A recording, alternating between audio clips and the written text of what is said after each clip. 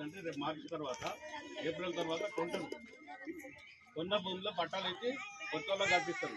ఇప్పుడు మాత్రం ఏమంటారంటే ఎవరికైతే జాగా ఉన్నదో ఆ జాగా ఉన్న వాళ్ళకి ఇచ్చేద్దాం, జాగా ఉన్న వాళ్ళు కట్టుకుంటారు. ఈ సంవత్సరం వచ్చినటువంటి శాంక్షన్లు ఇప్పుడు 3,500 కాన్స్టిట్యూషన్ ఇచ్చారు, అవి దాంట్లో వెళ్ళిపోతాయి.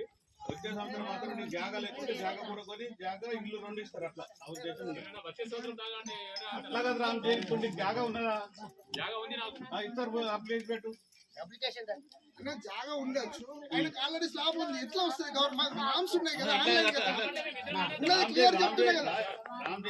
నీ పేరు మీద ఉన్నది ఇల్లు, ఎవరి పేరు మీద ఉన్నది? రేపు రేషన్ కార్డు క్లియర్ చేయించుకో, కొత్త రేషన్ కార్డు. అరే ఇల్లు అరే ఎవరు రేషన్ కార్డు వాళ్ళకుందా అప్లై చేయి. దరఖాస్తు వచ్చినప్పుడు చెప్పిన మీకు కోటాలు ఇస్తాం అని చెప్పి ట్యాక్స్ కట్టాల్సిందే, ఇల్లు ఉంటే ట్యాక్స్ కట్టాల్సిందే. నా రిక్వెస్ట్ ఏంటంటే సార్ మాకు ఎక్కువ మోతాదంలో ఇల్లు అవసరం సార్. 10-20 ఇస్తే కొద్దిగా కొట్టుకొని వస్తాం సార్. మినిమం ఒక 50 వరకు అట్లా సంచి అనేది